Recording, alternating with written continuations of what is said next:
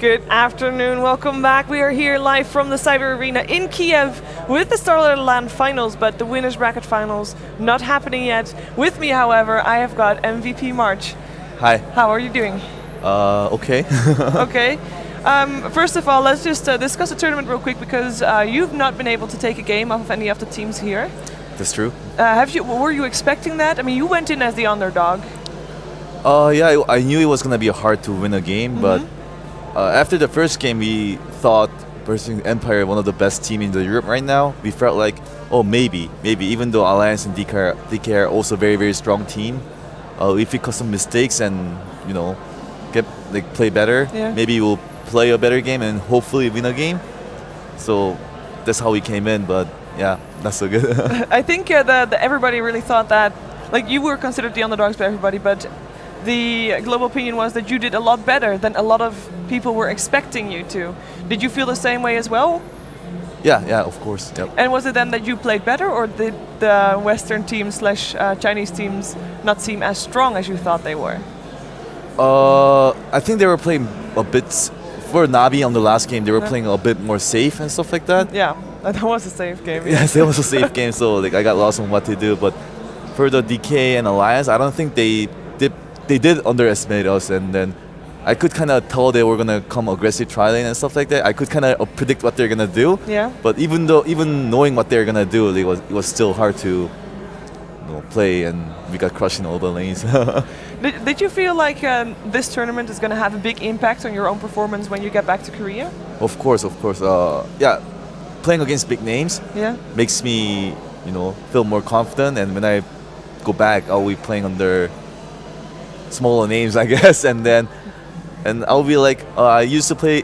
I went mid against Dendy, and you won. I heard. In a scrim, at least. No, that wasn't me. Oh, we didn't scrim. I don't know. It was Kyo or my mid laner. I didn't do anything with him against him. But yeah, if that happens, I didn't get crushed by Dendy in mid, and then I lose the other lanes and stuff like that. Yeah. What do you think is the biggest thing that your team will take home from this tournament? Experience, confidence. Okay, and in terms of draft, is there a specific hero that you say like, okay, we are using this hero wrong or not enough, or? Naga. None of our players know how to play that. Okay. And that seemed like a hot pick in this tournament for sure. And then, we were thinking of maybe let's use this, but I never played this hero. So that's the one that you're gonna practice with, and. Yeah. You might be disappointed because she is very strong, and the nerf pad might be around the corner. Well, if the nerf comes faster, then I'm gonna even have to practice that hero. you could practice it once it's been nerfed, see if it's still strong, perhaps. Sure. I guess that is one. So you've been, like, as a player, you've been actually around for a very long time in the Dota scene, and a lot of people might not know this, but you could have been at TI1. What happened? Okay, so I was supposed to go with OK Nirvana, with Fear, Pycat, and Lakos, and everyone, and then I decided to go to grad school instead of going to TI. So I was like, sorry, Fear, I'm not going. Even after the ticket was bought, and that was my biggest regret of my life. How much do you think your career would have looked different if you did go? Well, the person who went instead of me is 1437. Yeah. And he was pretty successful. He was a TI2, TI3. Maybe I could have been a TI2 and TI3 as well. Only if. So you've been playing with your team for like 2 years right now, I believe? Like in Korea, you've been playing for 2 years? That's first that? MVP Phoenix was formed last October, December, November, yeah. But before that, you already were playing Dota 2 in Korea? Yeah. And what team, like, how did that, because you then saw basically the whole scene from Dota 2 develop in Korea. How did that go? So, like I said, I went to grad school by not going to TI1. Yeah. And then when I was almost finishing my grad school, and then I just started playing Dota 2 again. And then from a lot of stress from the school, like I had to go back to Korea, and then suddenly there was Dota 2. And then some team invited me for FXO. Former name of 4U, and then I started a team there, and then won stuff, and then I had my way. I left that team and then made MVP Phoenix. You were actually the creator of MVP Phoenix as well. Yeah, I was starting member. Yeah. Okay, so and you've quite tight ties to the Western Dota scene. So from what I've been told, you at some point were at a team with Merlini and Demon and Fear, Puppy, and Kuroki. Kuroki, yeah.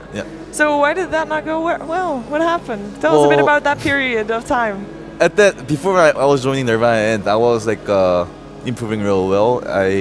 Before that, I participated in AWCG for the like C teams and Chinese teams, and I was actually really successful. We are only Korean roster team finished 4th at that time. So back in the times, Korean Dota was I guess stronger than right now, because in 2009, 2010 we finished 4th and 3rd in a row. Okay. So against Chinese team and all the top C teams, it was like really good times. And then but not that many people were playing Dota back in Korea, so like everyone just quit and stuff like that. But I went back to NA and kept on playing there, and then I made my new team with Asian, with like players like Zhao Yun and stuff like that. Yeah.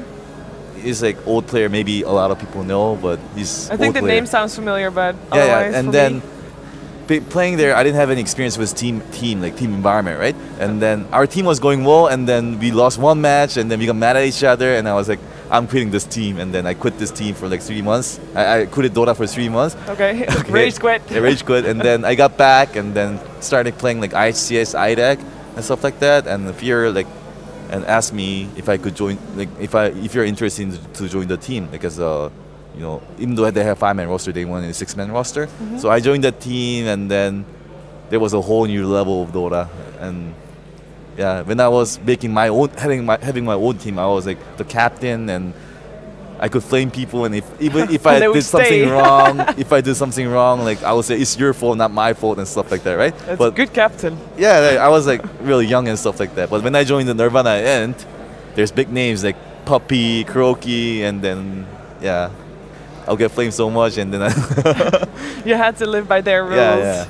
Yeah. So right now, because I mean, you did just not win a game in a tournament. How does your team cope with that? Because is it tough to deal with that as a team? What's your state of mind like? We're not that depressed. We're like kind of happy for how we performed, but every game we felt like, oh, we could have done better than what we did, and too easy for RTZ.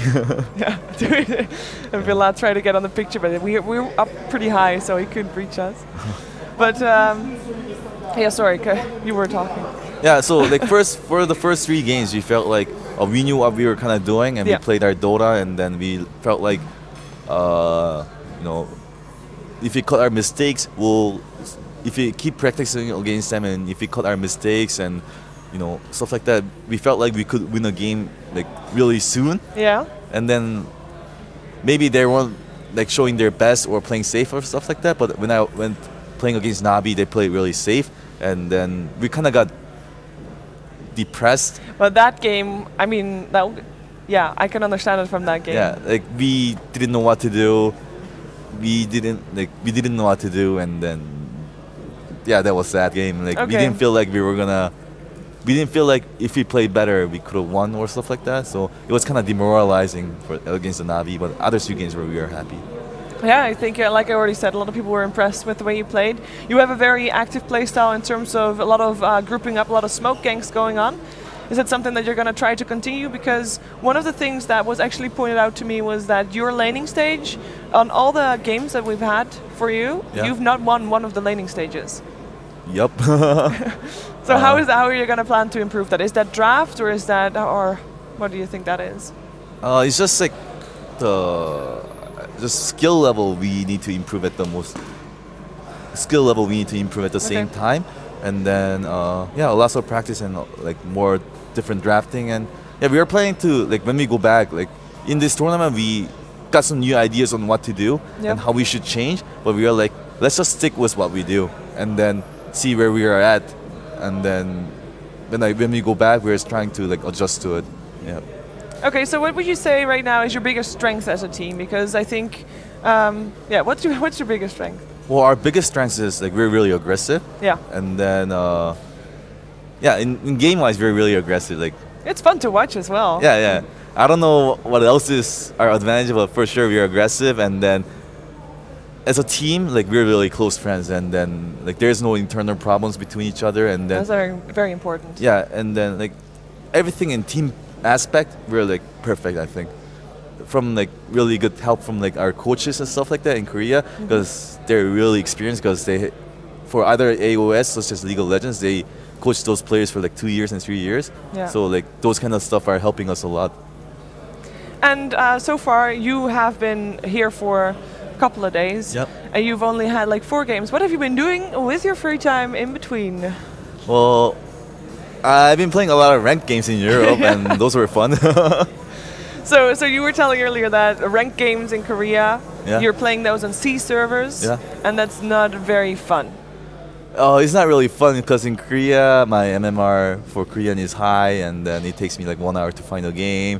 Try hard. So I gave up, and then went to C, and then C server, I always have like more than 100 pings, or sometimes 200 pings, and those are not fun. So I'm enjoying my low ping, fast finding match in Europe right now. How are you finding Russian Dota? That's really fun. Like in C server, there's always Ember Spirit, Invoker, Terrorblade, and Phoenix and stuff like that. But here, there's less of that and more aggressive, and yeah, it's fun. And you said like you have to improve your skill. Is that what you do in pubs, or how do you plan on developing your own team's personal skill? Like how do you practice that? Is that just playing a lot? Is that discussing with each other how you're going to do things, or how do you train that? We always discuss with each other, and like playing a lot helps too. Yeah. Okay, is that also like for me personally? Like I want to improve my skill. What would you say to people that want to do that? Like what's the best way to try and improve your personal skill level, basically? Oh, I would like just watch like the tournament replays and stuff like that, and like have a idol and just copy what he does, and then like try to fit that to your skill level, and fit that to your play style. Okay, that sounds like good advice. Yeah, definitely. Okay, so we are soon gonna see DK and EG fight each other. What do you think of that matchup? You're already biased, I know that. EG is like really strong right now. RTZ is like really strong, I think, and then RTZ is like best mid player right now, and then if DK Mushi is also best player, so I'm really like interested to see who's the best mid player in the world. Are you gonna take a break for your pubs and watch the game? Yeah, probably. Your pubs, watching Dota. I mean, if you want to indeed play, I mean, you can maybe do both. Pardon? Can you do both? Yeah, I do both. Okay, both at the same time, multitasking, no problem. In Korea right now, as we're making the production guy jump through hoops here, but in Korea there is not a very big Dota 2 scene. League of Legends is enormous. It's dominating. Yeah. So how do you think? What's a good path for Valve to take there, or for Nexon to take there? Like how can people help improve Dota and grow Dota there? Well, maybe more Korean teams for sure. Okay. And then there, like Korean people are really actually happy that we are starting to beat some C teams. Yeah. We just before coming to Starladder, we were able to beat like some top C teams in some tournaments. Yeah, you took down Mineski last Sunday, I believe. You took down Orange as well. Yeah. And then people were really happy. They were like, "Oh, this is the first time Korean team has beat against like, and stuff like that." So they got really interested in watching us play in Starladder. But they kind of got disappointed, but they were still like, there's no reason to be, I think. They did better than what we expected, so yeah, showing like us, I think we're like the starter of this Korean Dota. Yeah. So as you feel pressure for that? No, not really. Like a little bit. Like we want to do better. Yeah. Like we are kind of representing the country, and like we are kind of representing the Korean Dota scene. So I hope we do really well, and then more people in Korea will get interested in it. So, yeah. That's the way for you. Like you think that's the best way, indeed, to just for myself. For yourself and for Dota 2. Like, are there ways that you think like, okay, if Nexon did this, maybe we would be better off, or it's very difficult because, of course, there's like League of Legends. How are you gonna pry people free of that game? Basically, is the question. That's true. Like I never really put in deep thought in it because I knew there's nothing that I can do better than winning. Yeah. Yeah, just win or keep winning. That's the way. That's the way. You heard it here first. So in Korea, regardless of Dota 2 not being the biggest game, if we watch Korean tournaments, their production, their show, like it's a big show. It's amazing. Yep. And now you come here to Starladder, and Starladder is nice. And I mean, there's only positive sounds that we hear. But what do you feel about the difference? Because this is a lot more casual setting, I guess. Yeah. How do you feel about Starladder so far? About the tournament on its own? I actually enjoy playing here more. Okay. That's good. In Korean arena, I guess soundproofs are good, but like it's like too noisy inside the booth, so it kind of it kind of annoys me. Okay, so the player environment here is for you better, like for actually playing the games. Yeah. You think? Yeah, I think it's larger too, and then player around is nice, and then I don't understand any Russian, so I don't need any soundproof. So that is true. So like I feel more comfortable playing. Did you feel like Navi had an advantage because they also didn't wear headsets? I mean, there's a lot of discussion going on about that, I believe, but I mean, no, there was a signature sign that we could do, and then and then I just signed it. Like they're professional, like, and they're friends too. I don't think they're gonna cheat at all. Yeah. I think if they do, then we're like end of career, right? That's how that goes, kind of. Well, yeah. Well, they would hate themselves more for cheating. I would think. Yeah. Probably true. Yeah. Probably true. So we're soon going to have DK-EG. Now you favor EG. Yep. What are you looking forward to most? You already said mid-match matchup. Is there any specific hero you would like to see RTC play? If you could choose, which hero do you like seeing him play as most? I don't know. Like the way I draft, I don't. I never pick those kind of heroes. I don't really like them. Okay. Okay. But like I want to see what I'm thinking wrong. He's obviously a really good player, and then like he plays EG plays totally different from what I do, how we play. From a lot of teams, they play very different. So yeah, they're like mid carry oriented, and we are like mid is like aggressive hero, and we go fight and stuff like that instead of farming. So yeah, I want to see like where I think wrong. Okay. Yeah. Well, and that's actually gonna be it for us. Thank you for joining me. Do you have any shout-outs or plugins and things you want to say to the audience at home? I want to just say thank you to my sponsor, and I want to thank Starladder for inviting us to having a Korean qualifier. It was a really good experience for us, and then we learned a lot, and it's gonna help Korean community improve. Korean community Dota improve a lot. By far. Yeah, make sure you keep supporting Korean Dota, because supporting Dota, and not just Western Dota, but Korean Dota as well, just helps grow the scene. That's the way it goes, so make sure you keep doing that. I'll be right back with you with K-Pop Toast. He woke up. Yeah, after apparently 12 hours of sleep, he woke up. We'll be talking a bit about the day, about the games and whatnot. So thank you for joining me once again, and yeah, we'll be back. Bye-bye.